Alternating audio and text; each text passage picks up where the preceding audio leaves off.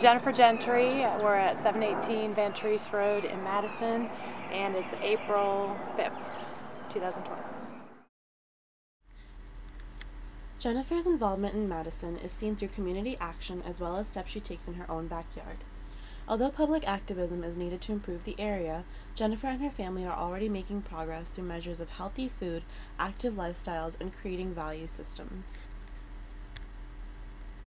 Madison is the area proximal to Amqui train station.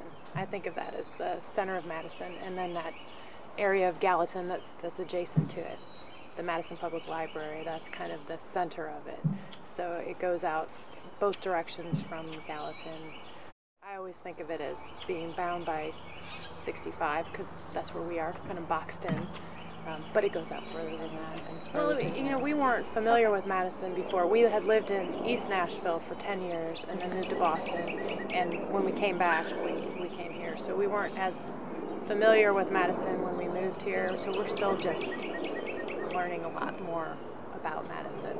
And then our family had grown by 2 kids, so we needed more space than what we had. An acre of land that we could do things like we put in the garden, and we've been constantly working on our acre since we came here, and we really liked the option of doing that here in Madison, and do a lot of gardening, and we always have projects. My husband and I built the deck and the outdoor kitchen, and we're going to be redoing the pool area, so we have lots of projects around the house. So we spend most of our time here. I think they think of it as Madison's glory days. I think it kind of slid downhill for quite a while. People are overweight, and most people smoke. And you go to the grocery store, and it's Aldi or Kroger. There's Aldi and there's Kroger, but it's our produce selection at our Kroger is just disgusting. Everything's gross, and it's really unfair, because if you're not used to eating those foods and you go and you see spinach that's all wilted and gross, you're not going to want to eat it, and everyone just buys packaged foods with everything.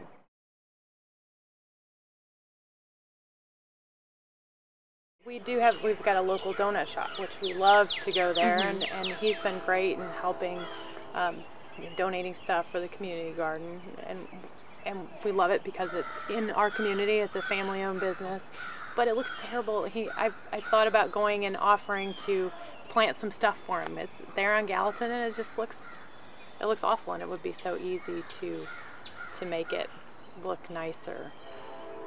But all of the businesses along there are like that, and it's got so much potential, not the donut shop, but right down the center part with what was the old downtown. It's beautiful old buildings, but most of them are vacant now, and what is there is pawn shops, or there's some real estate businesses, but even those, they're not small businesses. But then I just think of all the places on Gallatin, and there's a lot of not very nice business. There's a lot of pawn shops, and Jenna's Toy Box is one that I love having to explain to the kids what that means when we drive down Gallatin. And then fast food restaurants.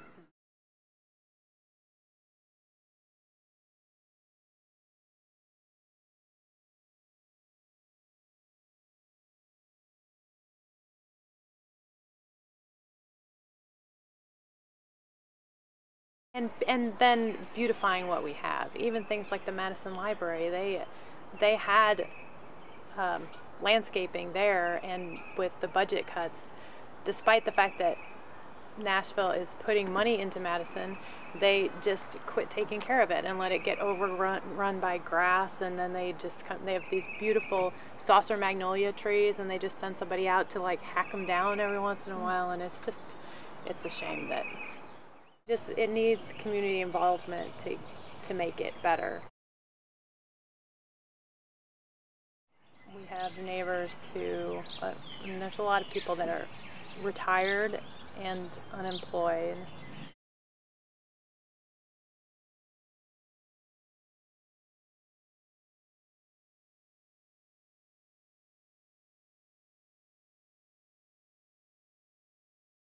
I love here, our neighbor is like a grandparent to our kids, and when we've got a neighbor over there she's about 90, and she makes all this stuff and brings it over to us, and it's just really nice. I think it's really enriching, especially for the kids, to have a lot of older people around.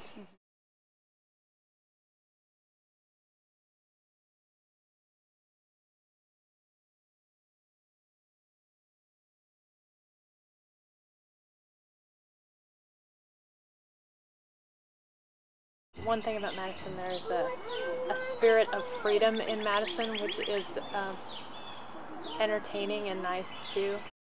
Neighbor 2 doors down, he's a German gentleman. He survived World War II as a child in Nazi Germany, and he's a fascinating guy, but he is hilarious. At least once a week, he's out there burning a big pile of something. He's been taken to the hospital before too, because he had severe burns on himself. But there's definitely a spirit, and the neighbor across the street that used to live there, he was burning something once, and it got really out of control. It got close to his house, and we were watching it, and we were thinking, it was shortly after we moved in, and someone called the fire department, and he ended up getting fined. And all of my neighbors were all abuzz, like, who would call the fire department? Like, I didn't do it, but I can understand why somebody did. But there's definitely this feeling of freedom that people should be able to do whatever they want, and which I appreciate, and it, like I said, it can be entertaining. The train station is wonderful.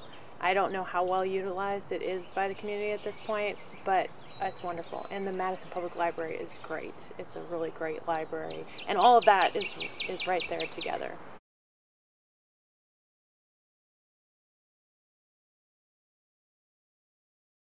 We have Cedar Hill Park, which I think got, in a Nashville Scene article, got one of the worst parks in Nashville. Oh, man.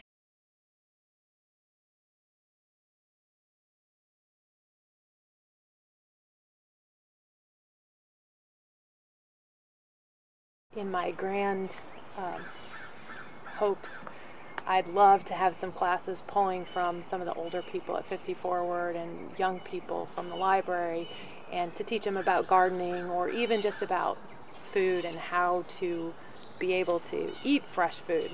We try to go to the Inglewood Kroger because it's a mile away, but every time I go there I'm so frustrated. Sidewalks, there's no sidewalks. We really miss that about East Nashville, being able to walk around. And we used to walk up to Kroger all the time, but people are zooming by on their cars, and it's difficult.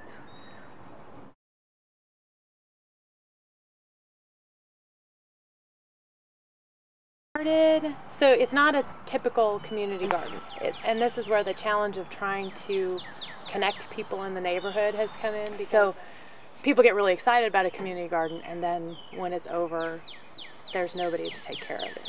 So what we did instead was designed a plan that's all fruit and nut trees and shrubs.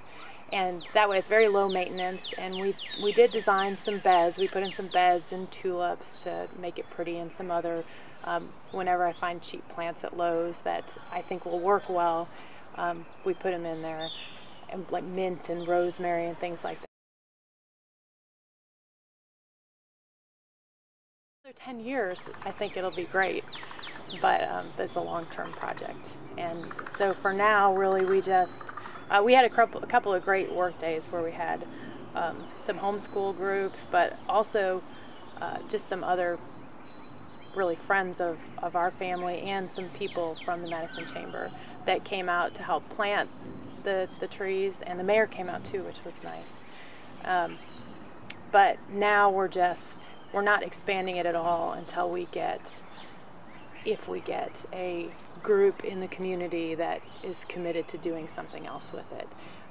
Because, I mean, number one, I don't want to impose my vision of it on the community. It needs to be the community that decides what to do with it from here. But at least it's a foundation, it's a start, and all I have to do is go every once in a while and water the trees, and try to keep the Bermuda grass out of it. Just keep the trees alive for a few years, and then they'll take care of themselves. So.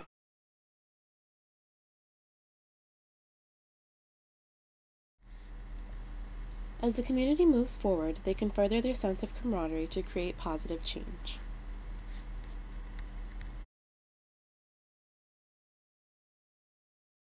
The Madison Chamber of Commerce is great, and all the things associated with that. I think there's a real strong, it hasn't really been pulled together, I don't think, well for the community. Like, we don't have a listserv to notify people of things that are going on.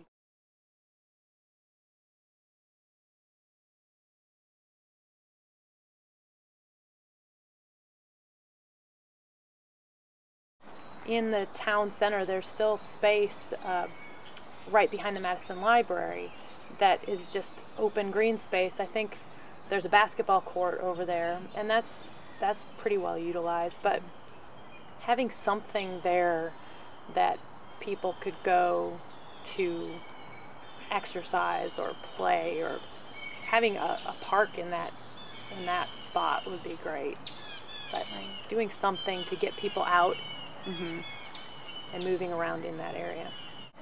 One of the reasons that I wanted to start the community garden, I hope at some point to have some educational programs between also in that same area there's a 50 Forward, which is the over 50, I don't know what, community center, I guess. So that's right there also. And the Madison Library, which is really well utilized. So definitely the leadership in the community is definitely working toward that. I went to I think it was the first meeting that they had with the Civic Design Center, and that definitely seemed to be the focus, getting mixed use stuff. And they had a beautiful plan for that area that I think would help a lot.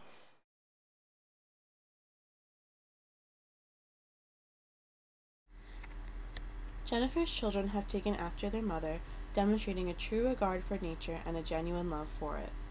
This sort of individual action has the ability to foster growth among those that spread it. Jennifer's family is a true model that shows the potential of Madison's residents and the change that can be seen in their community.